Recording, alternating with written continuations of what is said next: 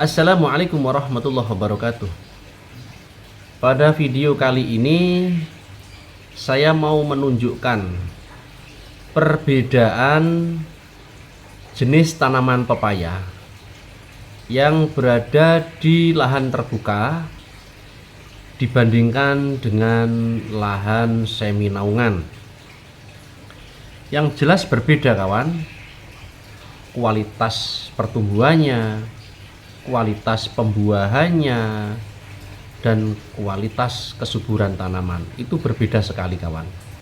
Karena yang kita tahu, tanaman pepaya itu sangat optimal pertumbuhannya yang berada di lahan terbuka, dikarenakan tanaman pepaya itu membutuhkan cahaya matahari 100% yang digunakan untuk proses fotosintesis yang berada di daun. Berbeda halnya dengan tanaman pepaya yang berada di semi naungan. Dia kekurangan cahaya matahari sehingga proses fotosintesis tanaman yang berada di daun terhambat oleh naungan-naungan pepohonan yang berada di atasnya. Habis ini saya akan meluncur dan mendatangi beberapa tanaman-tanaman yang berada di semi naungan, juga tanaman-tanaman yang berada di lahan terbuka atau di sawah. Jangan di skip ya kawan ya. Habis ini saya akan meluncur, dan bagi teman-temanku yang belum subscribe, jangan lupa subscribe ya kawan. Karena saya akan selalu memberikan informasi tentang ilmu pertanian pepaya, sehingga teman-temanku semuanya bisa memahami bagaimana cara menanam pepaya yang baik dan benar agar tanamannya subur dan menghasilkan hasil yang maksimal. Oke kawan, sekarang kita berangkat menggunakan sepeda cetul ini. Ayo ikuti terus, jangan di skip ya kawan ya.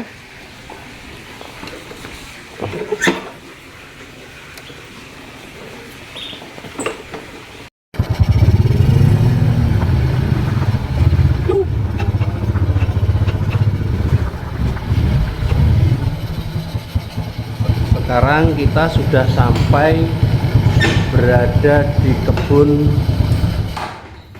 saudara saya. Ini adalah tanaman pepaya milik salah satu keluarga saya.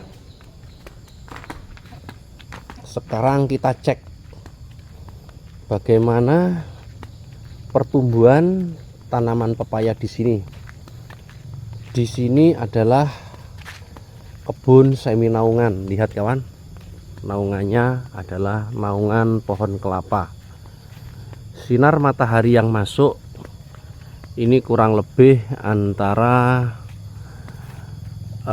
berapa ya, ini 40% sinar matahari masuk dan 60% naungan. Sekarang kita cek satu persatu tanamannya. Ini lihat, dia berbuah kawan. Dilihat untuk ketinggian tanamannya, dia sangat tinggi sekali kawan. Coba ya, saya ukur pakai tangan saya. Di posisi tangan saya ini yang paling ujung, dia ke atas masih kurang lebih ada 1 meter. Dia lebih tinggi kawan. Dan untuk pembuahannya, lihat dari tanah, ini tanah, dia ke atas ini kurang lebih berjarak 1 meter. Kita survei satu persatu kawan. Dari deretan ini ya, deretan yang pertama,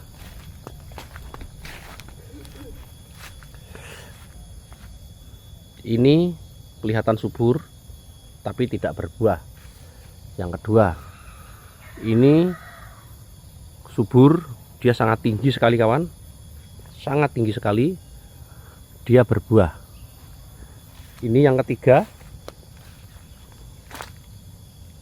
dia kurang subur, batang bawahnya kurus ya, dia berbuah masih kecil-kecil, 1 2 3 4, ada buahnya 4. Ini lagi, dia tingginya ini kurang lebih berapa ya, lumayan tinggi kawan. Kalau dari tangan saya ke sini kurang lebih dia tingginya antara hampir 2,5 meter.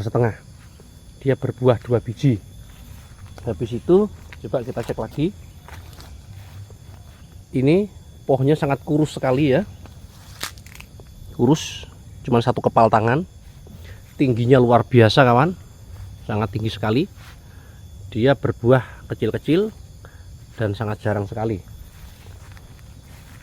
Ini pembuahannya bagus kawan, lihat, besar-besar, tapi pohonnya kurus.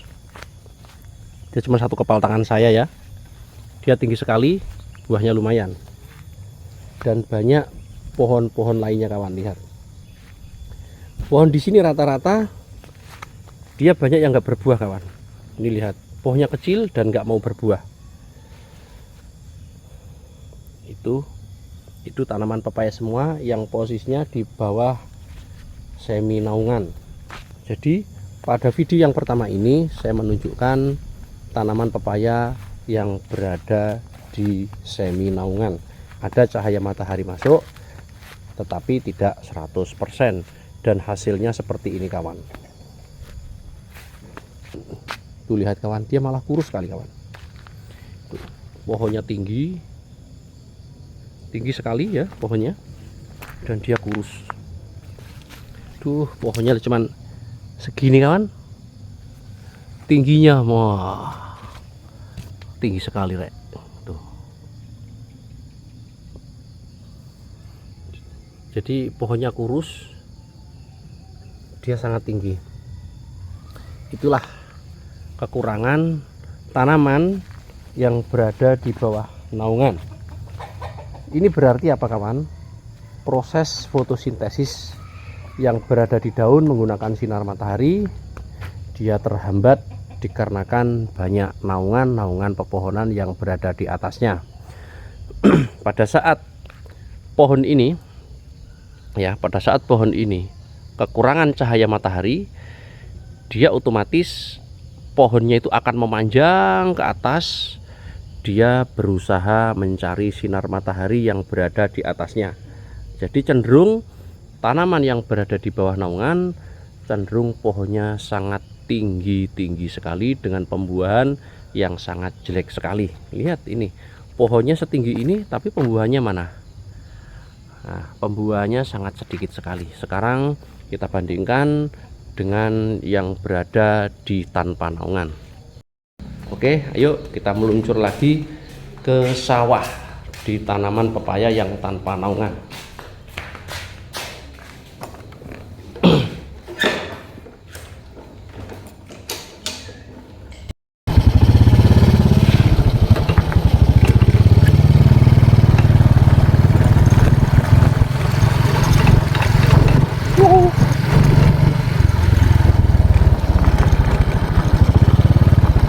A few moments later.